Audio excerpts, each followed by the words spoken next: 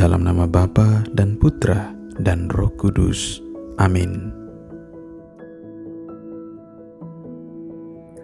Bacaan Injil hari ini diambil dari Lukas 1 ayat 26 sampai 38. Inilah Injil Yesus Kristus menurut Lukas, dimuliakanlah Tuhan. Dalam bulan yang ke-6, Allah mengutus malaikat Gabriel ke sebuah kota di Galilea bernama Nazaret kepada seorang perawan yang bertunangan dengan seorang bernama Yusuf dari keluarga Daud. Nama perawan itu Maria. Ketika masuk ke rumah Maria, malaikat itu berkata, "Salam hai engkau yang dikaruniai, Tuhan menyertai engkau." Maria terkejut mendengar perkataan itu, lalu bertanya di dalam hatinya, "Apakah arti salam itu?" Kata malaikat itu kepadanya, "Jangan takut hai Maria, sebab engkau beroleh kasih karunia di hadapan Allah.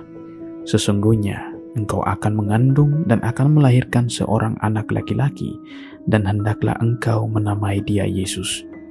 Ia akan menjadi besar dan akan disebut anak Allah yang Maha Tinggi, dan Tuhan Allah akan mengaruniakan kepadanya tahta Daud bapa leluhurnya. Ia akan menjadi raja atas kaum keturunan Yakub sampai selama-lamanya, dan kerajaannya tidak akan berkesudahan." Kata Maria kepada malaikat itu, "Bagaimana hal itu mungkin terjadi, karena aku tidak bersuami?" Jawab malaikat itu kepadanya, "Roh Kudus akan turun atasmu, dan kuasa Allah yang Maha Tinggi akan menaungi engkau. Sebab itu, anak yang akan kau lahirkan itu akan disebut kudus anak Allah. Dan sesungguhnya, Elisabet sanakmu itu, ia pun sedang mengandung seorang anak laki-laki pada hari tuanya, dan inilah bulan yang ke-6 bagi dia yang disebut mandul itu. Sebab bagi Allah tidak ada yang mustahil." Maka kata Maria, "Sesungguhnya aku ini adalah hamba Tuhan. Terjadilah padaku menurut perkataanmu itu." Lalu malaikat itu meninggalkan dia. Demikianlah sabda Tuhan. Terpujilah Kristus. Umat beriman yang terkasih, selamat pagi. Hari ini kita Gereja Katolik sejagat merayakan Hari Raya Kabar Sukacita, kabar yang diberikan oleh malaikat Gabriel kepada Maria Ibu Yesus.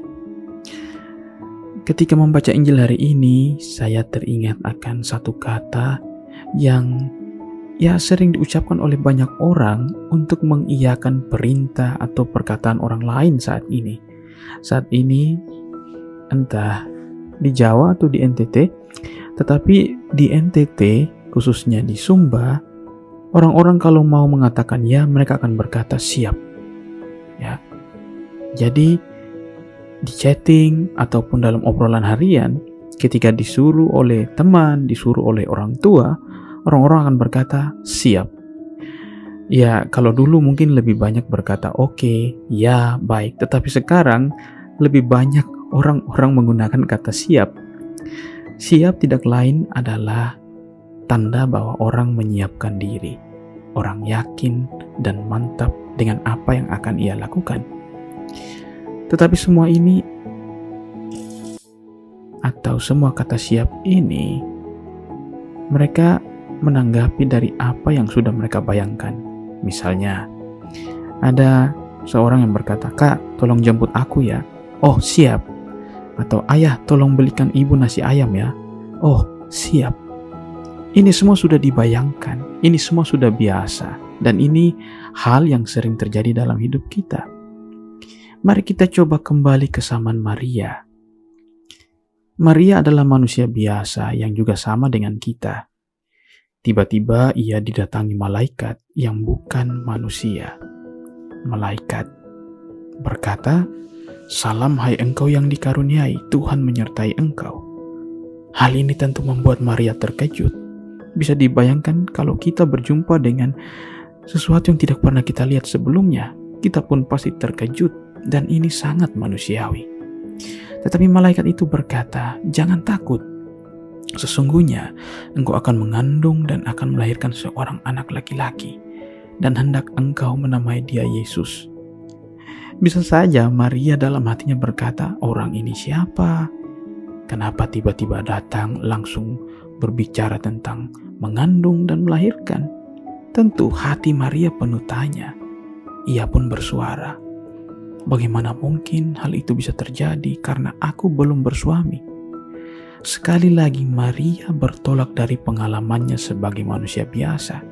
Baginya, anak atau seseorang hanya bisa mengandung jika ada hubungan suami istri.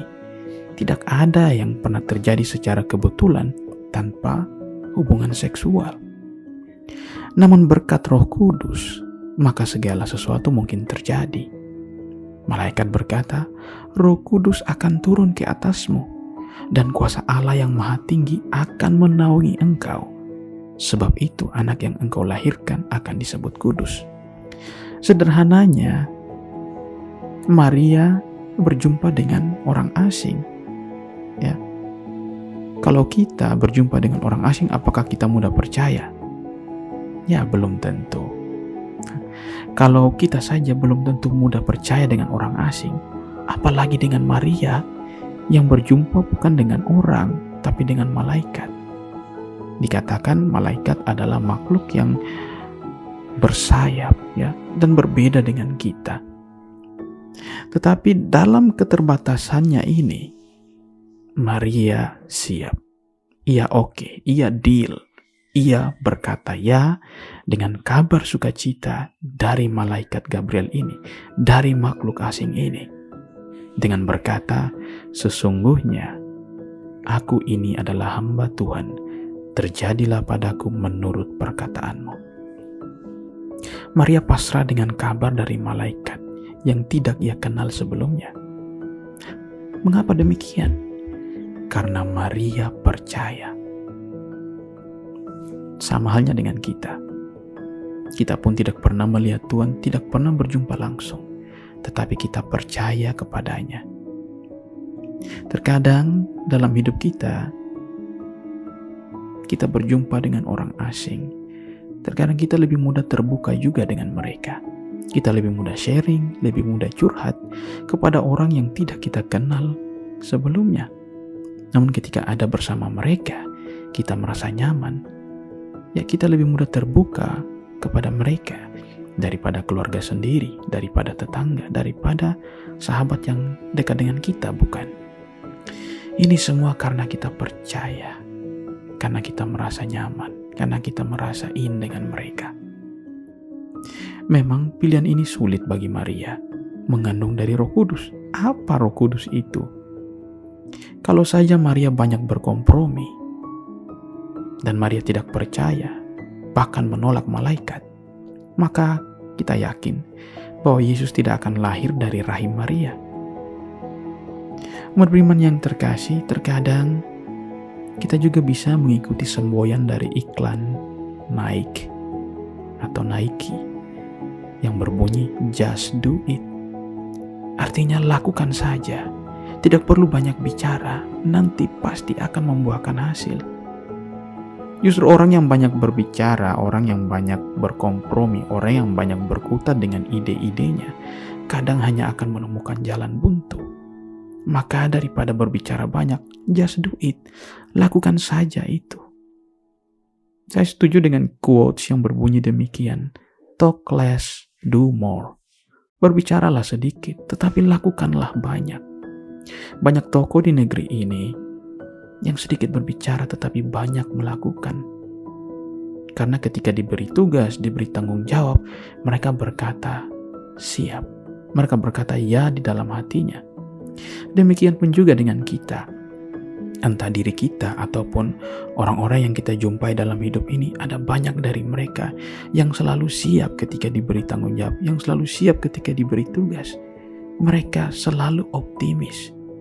Maka mari umat beriman yang terkasih, di hari raya kabar sukacita ini, kita pun semakin berani untuk mengatakan ya terhadap rencana Tuhan, terhadap rahmat, terhadap berkat, bahkan terhadap tanggung jawab yang Tuhan percayakan kepada kita, kapanpun dan dimanapun kita berada.